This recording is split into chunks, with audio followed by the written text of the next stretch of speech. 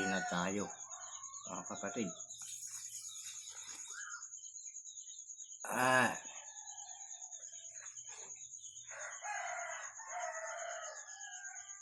Aga na.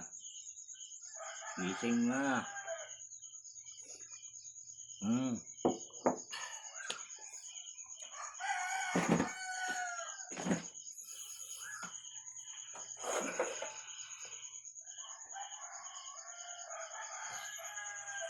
4:57 umaga. Alang pizza natin ngayon, 21 na ata. Tama, 21. Martes. Medyo maaga-aga tayo ngayon . Kapon mag-aalas 10 na nung tayo ay mag-content.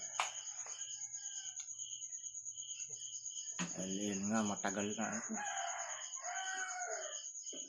Natagalan gumising.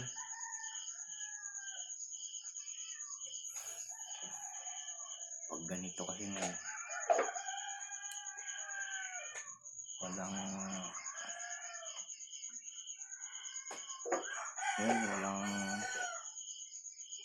tawag doon, walang schedule na pupuntahan. Pag natulog ka ng gabi, kampante ka. Anong oras ka babangon pagka wala kang pupuntahan kinabukasan.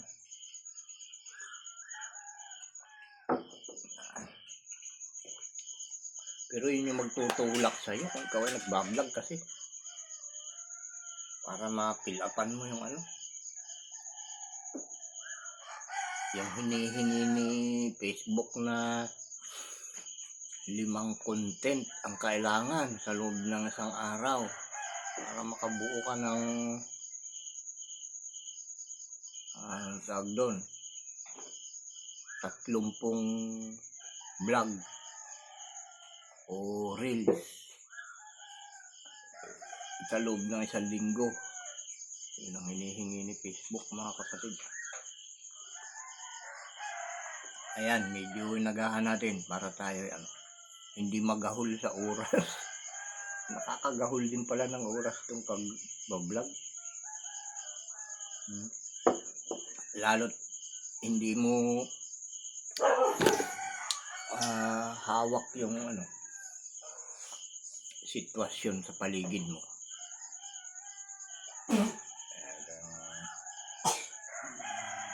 Hindi lahat ng oras pwede kang mag-content. Hindi lahat ng oras kaya mong singit yung gusto mong i-vlog.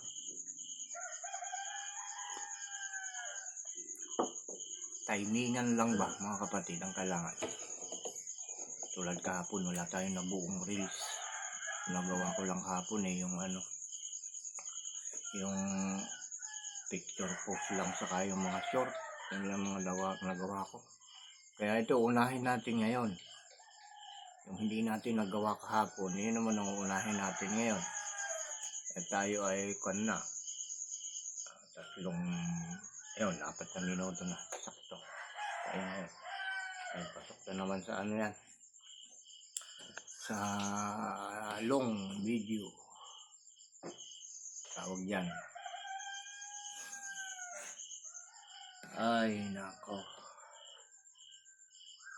Kailangan may 2 ganito long video. Ito mga sinasabi, mga binabanggit ko, mga kapatid, para lang sa mga nagko-content o nagbablog. Yung makakapanood nito na hindi naman nagbablog, lang siya, meron siyang account pero pang lang, tawag dyan, may tawag sa ganyan private lang yung account. Madaling salita, hindi ka vlogger,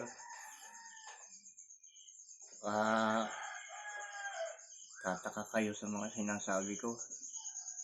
Inuulit ko para lang ito sa yung topic na sinasabi ko, para lang sa mga nagko-content, nagbablog. Ayan, muli mga kapatid, magandang umaga sa inyong lahat. Ito, kanina pa ako nagkakape. At nakikita nyo naman.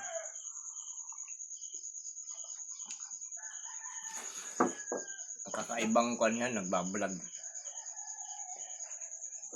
Palagi ko rin pinapanood si Lambungan. Pansinin niyo mga kapatid, si Lambungan. Kakaiba siya eh. Sa tagal kong panonood sa kanya, wala siyang binabanggit na good morning, good night, good evening. wala siyang sinasabing ganun. Basta pag nag-open yung camera niya, wala siyang maraming tag doon,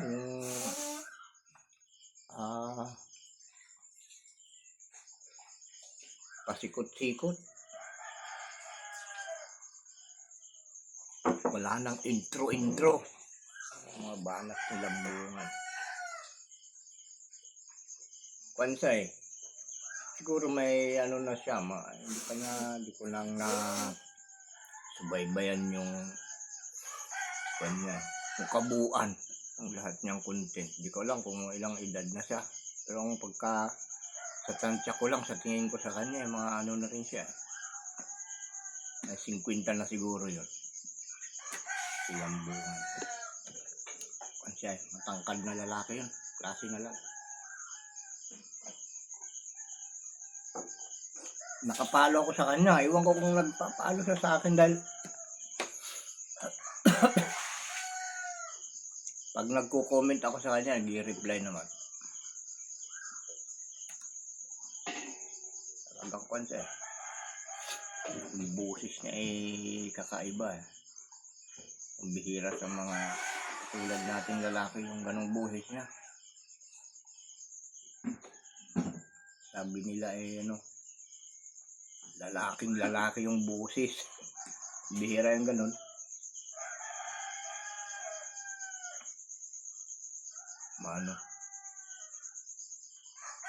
Parang magaspang. Maganda sa pangdinig ng mga kababaihan. Kaya ang dami nagko-comment sa kanya na maganda yung boses niya. Pang-announcer talaga yung boses niya. Marami nagtutuwa sa kanya.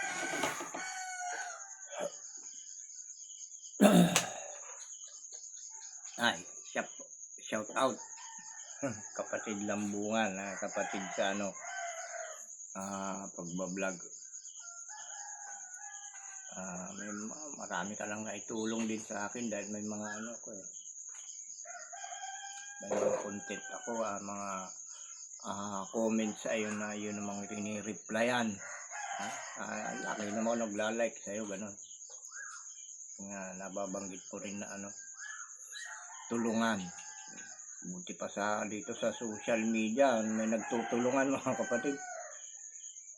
Sabi nila sa pag-angat ng bahay. Pero sa actual na pamumuhay, nako, napakadalang yung mga tumutulong na mga kamag-anak mo pag ikaw ay nagbablog na. Totoo yan mga kapatid. Maraming reklamo, maraming comment. Mabuti pa daw yung ibang tao tumutulong sa pagbablog mo kaysa dun sa iba. Kaysa sa pamilya, ganun. Ay nung una ay ganun din, nararamdaman ko nung una, pero ngayon na kahit pa paano ay nakakasuporta naman yung pamilya ko. Sila yung number 1 sa ngayon. Ewan ko kung ay yung pagbablog talaga kailangan parang yan pagko-content, parang Para kang nagtanim ng ano, ng gulay. Kailangan talaga araw-araw didiligan mo eh. Ganyan pala talaga dahil ramdam ko eh sa mga ano, binibigay ni Facebook na mga yung tawag doon, yung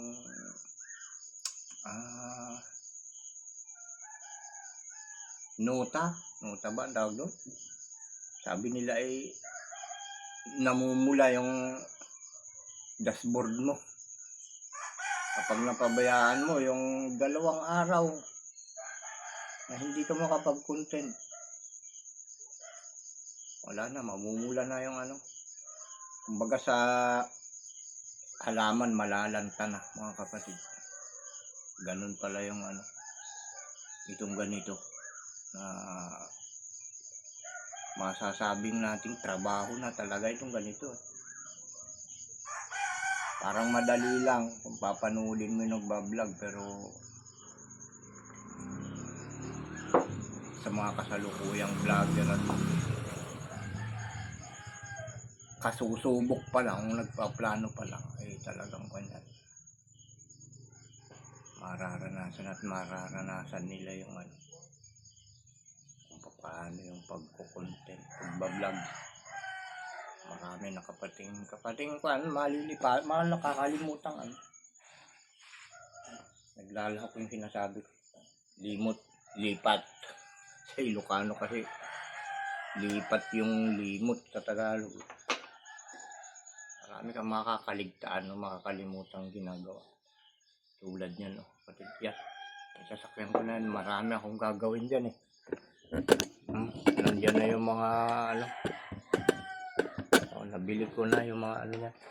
Saka yung palang ano, yung plate number palang ganyan. Bawal. Ewan ko lang pag sarili mong sasakyan. Kung bawal yung plate number na ganyan ay labas, kailangan daw tatakpan.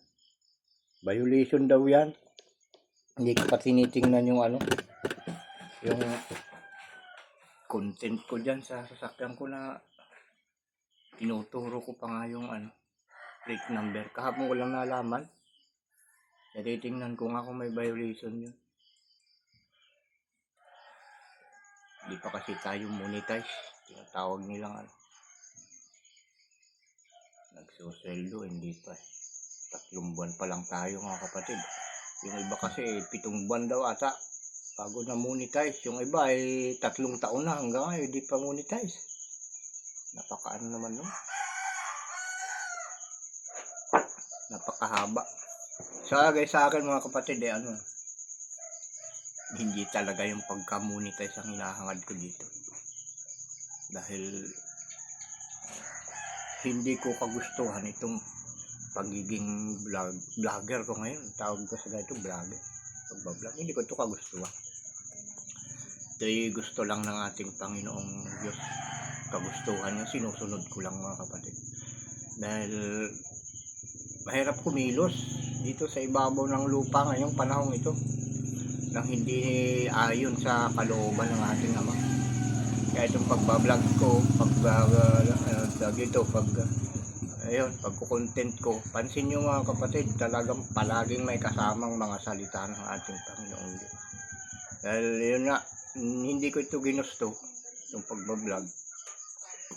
Iniutos lang ito sa akin ng Espiritu Santo mga kapatid. Maniwala bang kayo o hindi, iyon yung totoo. Dahil mahirap magsinungaling sa panahon ngayon. Palaging may kasamang karma yan mga kapatid. Dahil paniningil ngayon ng ating Ama sa Langit sa lahat ng mga ginagawa ng mga tao. Sampul nga yung mga ano yung mga namumuno sa ating bansa Yun yung sampul nangyari nga sa kanila. At kasalukuyan pang nangyayari. Wawalisin ng ating Ama yung mga marurumi na yan. Mga nasa gobyerno na yan, magsisimula sa mataas na mga namumuno yung paglilinis. Pababa yan ng pababa hanggang sa pinakamababa, kagaya natin mga dukha mga kapatid. Lilinisin ang lahat. Sabi nga niya, ililinisin ko ngayong lahat ng karumihan. Ika niya. Aalisin ko ang lahat ninyong mga kasalanan. Lilipulin ko ang lahat ng masasama sa lupa. Nawawala ang mga makasalanan. Yan ang pangako ng ating Ama sa banal na kasulatan. Kaya kung ang ginagawa natin ay inaakala natin masama, alisin na natin yun, hanapin natin yung mabuti at tama. Yun ang ipalit natin dahil wala namang ibang mabuti at tama kundi yung mga utos lang ng ating Panginoon Diyos, mga kapatid. Yun ang ating pahalagahan ngayon, mga kapatid. Salamat sa inyong panonood.